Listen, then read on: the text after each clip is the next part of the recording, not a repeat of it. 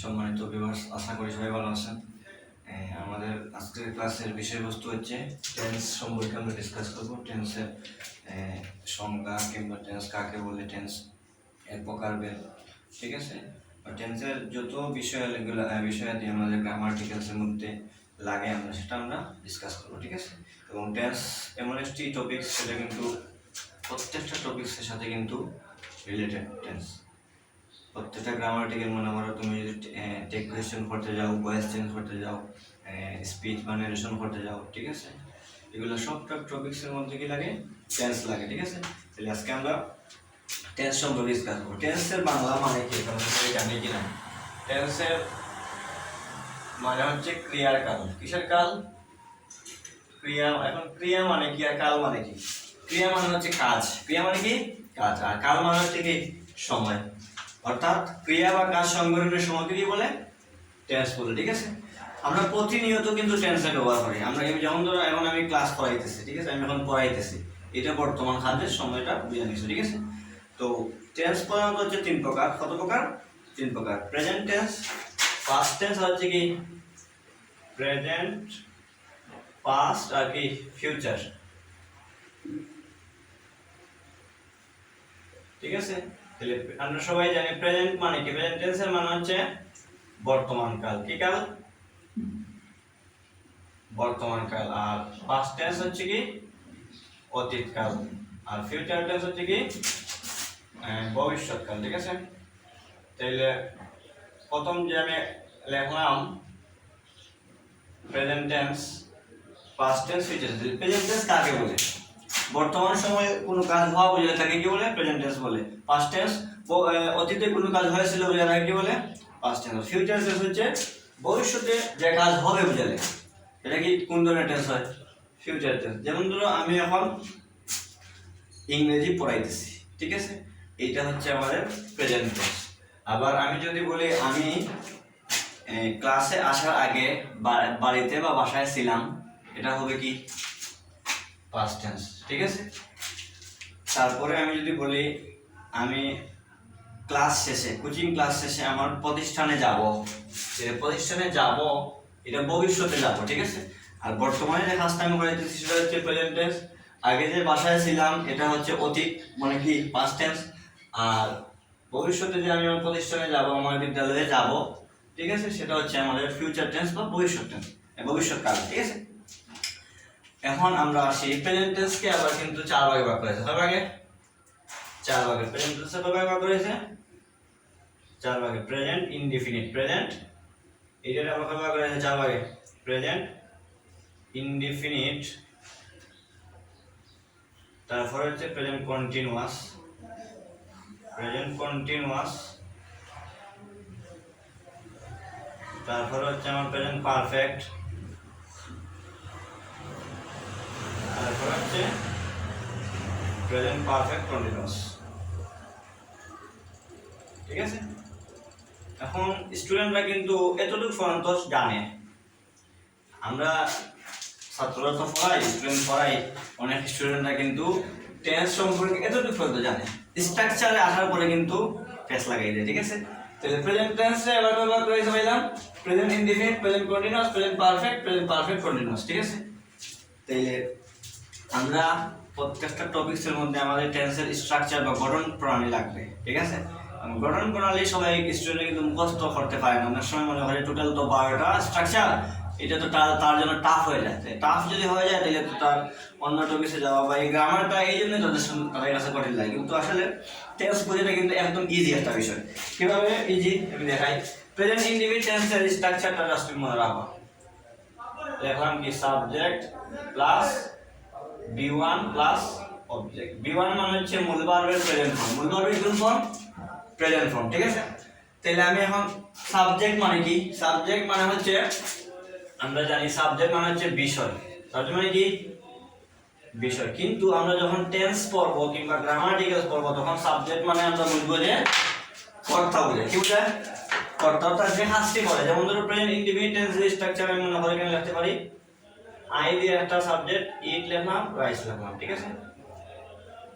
এটা হচ্ছে present indefinite tense structure, example, ঠিক আছে।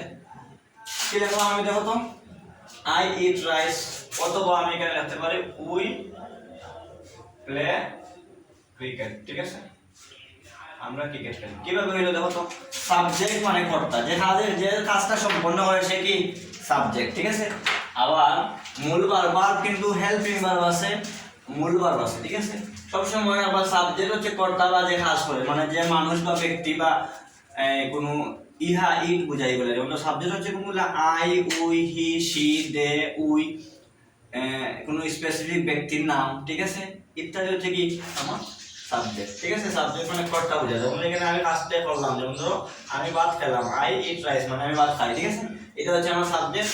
আর বি ওয়ান মানে মূল ভার্বের প্রেজেন্ট ফর্ম, এটা হচ্ছে ভার্বের প্রেজেন্ট ফর্ম। ঠিক আছে, মেইন ভার্ব। আর এটা হচ্ছে আমার কি অবজেক্ট, সাবজেক্ট প্লাস মূল ভার্বের প্রেজেন্ট ফর্ম প্লাস অবজেক্ট। ঠিক আছে, দিলাম আমরা ইনডিফিনিট টেন্স, এটা বুঝলাম। তারপরে দেখো সেম এটাও কিন্তু present indefinite tense, subject plus মূল ভার্বের প্রেজেন্ট ফর্ম প্লাস সাবজেক্ট এখানে কি আছে, উই আছে, প্লে হচ্ছে মূল ভার্বের প্রেজেন্ট ফর্ম, আর অবজেক্ট হচ্ছে আমার কি এখানে ক্রিকেট। ঠিক আছে, তাহলে আমার কথা হলো আমরা বা স্ট্রাকচার যেরকম এক্সাম্পল দেব কি একই রকম। ঠিক আছে, তাহলে এখানে স্ট্রাকচার আমার subject plus B one plus B one plus object. ঠিক আছে, আমরা গেল কি প্রেজেন্ট ইনডিফিনিট টেন্স। তারপর হচ্ছে আমার প্রেজেন্ট কন্টিনিউয়াস। সেই প্রেজেন্ট কন্টিনিউয়াসে যদি আমি যাই তাহলে দেখো এখানে প্রথমে সাবজেক্ট লিখতে হবে। কি লিখতে হবে? সাবজেক্ট প্লাস তখন হেল্পিং ভার্ব হিসেবে এম ইজ আর বসাই দিব, তারপরে ভার্বের সাথে ING, verb plus ING plus হচ্ছে অবজেক্ট। কতটা বুঝাইতে পারছি? Subject plus am is are plus মূল ভার্বের সাথে আইএনজি প্লাস কি অবজেক্ট। ঠিক আছে, তাহলে দেখো এখানে আমাদের সাবজেক্ট আমার কি ছিল, আই ছিল, সাবজেক্ট আই লিখলাম। কারণ আই এর সাথে এম হইব না, ই হইব না, আর হইব, যে কোনো একটা হেল্পিং ভার্ব আমরা বসাই দিব। আমরা জানি আই এর সাথে সবসময় আমরা বা এম হয়। ঠিক আছে, আর ইজ হয় কোনো ব্যক্তি বসালে বা তার কোনো সিঙ্গুলার নাম্বার ইজ হয়, আর হয় কোন সময় সাবজেক্ট যখন প্লুরাল থাকে, যেমন দে তাহলে দে মানে কি তারা, তারা যদি বোঝায় তাহলে কি হয় এখানে মধ্যে এই তোমার আর বসবে। ঠিক আছে, প্রেজেন্ট টেন্সে আর পাস্ট যদি কন্টিনিউয়াস থাকে তখন ওই আর বসে। ঠিক আছে, তারপর উইথ আর হলো প্লুরাল, উইথ আর হলো আর বসে। তাহলে এখানে দেখো প্রথমে আই এর সাথে প্রথমে আমরা এম বসাইব। ঠিক আছে, আই এম, তারপরে মূল ভার্বের সাথে আইএনজি, ইটিং, অবজেক্ট হচ্ছে কি রাইস। ঠিক আছে, তারপরে দেখো এখানে মতো সেম উই, উই যদি প্লুরাল দেখানো গেব আর এবং প্লের সাথে আইএনজি লাগিয়ে লিখব প্লেইং, তারপরে কি ক্রিকেট, অবজেক্ট যেমন আছে তেমন দাও। দেখো প্রেজেন্ট ইনডিফিনিট টেন্সে এটার অর্থ কি, এটার অর্থ কি ছিল, আমি ভাত খাই। এখন হয়ে গেছে আমি যদি বলছিলাম কন্টিনিউয়াস মানে চলমান কাজটা, যেমন ধরো তুমি কাজটা করতেছো, তিনি যাইতেছেন, তিনি ঘুমাইতেছেন, অর্থাৎ কাজটা চলমান আছে। ঠিক আছে, অর্থাৎ বাংলাতে এটার অর্থটা শেষে দাঁড়াইবে এরকম তেসি, তেসো, তেসেন। ঠিক আছে, যেমন ধরো আমি এখানে গেলাম আই এম ইটিং রাইস মানে আমি ভাত খাইতেছি, উই আর প্লেইং ক্রিকেট মানে আমরা ক্রিকেট খেলতেছি। ঠিক আছে, অথবা তিনি তিনি ঢাকা যাইতেছেন, তিনি ঘুমাইতেছেন, তিনি সেদিকে যাচ্ছেন, ইত্যাদি যদি বুঝায় চলমান কাজ তাইলে কি হইব কন্টিনিউয়াস। যদি বর্তমানে এই কাজটা চলমান বুঝায় এটা প্রেজেন্ট কন্টিনিউয়াস। কথাটা বুঝতে পারছি? আর সবসময় এটা যদি মনে রাখবা কন্টিনিউয়াস মানে হচ্ছে মূল ভার্বের সাথে আইএনজি থাকতে হইব। কি থাকতে হইব? এবার এখানে আমার ইট ছিল মূল ভার্ব আর এখানে প্লে ছিল মূল ভার্ব, মূল ভার্বের সাথে আইএনজি অবশ্যই বসাইতে হবে। এটা যদি প্রেজেন্ট কন্টিনিউয়াস হোক কিংবা এর পারফেক্ট কন্টিনিউয়াস হোক, মূল ভার্বের সাথে মাস্ট বি কন্টিনিউয়াস মানে কি আইএনজি বসাইতে হয়। এটা জাস্ট সিম্পল মনে রাখবা। ঠিক আছে, তারপরে দেখো প্রেজেন্ট পারফেক্ট টেন্স। পারফেক্ট মানে কি? পারফেক্ট মানে হচ্ছে পুরা গঠিত, মানে যে কাজটা হয়ে গেলে সম্পূর্ণ। ঠিক আছে, যেমন ধরো এখানে এটার স্ট্রাকচার হচ্ছে সাবজেক্ট প্লাস হচ্ছে হ্যাভ অথবা হ্যাজ, হ্যাভ অথবা হ্যাজ প্লাস হচ্ছে বি3 প্লাস হচ্ছে অবজেক্ট। ঠিক আছে, তাহলে সাবজেক্ট আমার কি ছিল প্রথমে দেখো, সাবজেক্ট ছিল আমার আই, আই এর সাথে সবসময় হ্যাভ হইব। ঠিক আছে, আই হ্যাভ, আর বি3 মানে মূল ভাবে পাস্ট পার্টিসিপল ইজ 8 ইটেন, তারপরে রাইস হচ্ছে অবজেক্ট। ঠিক আছে, এখানে আমাদের উই সাবজেক্ট, উই এর সাথে সেম, উই যেহেতু ফার্স্ট পারসন উই এর সাথে হ্যাভ হইব, তারপরে মূল ভাবে পাস্ট পার্টিসিপল ফর্ম হচ্ছে প্লেড, তারপরে ক্রিকেট যেমন আছে তেমন। ঠিক আছে, শেষ। আমি ভাত খেয়েছি, আমরা ক্রিকেট খেলেছি। ঠিক আছে, কাজটা সম্পূর্ণ পুরো করে ডুবে যায়।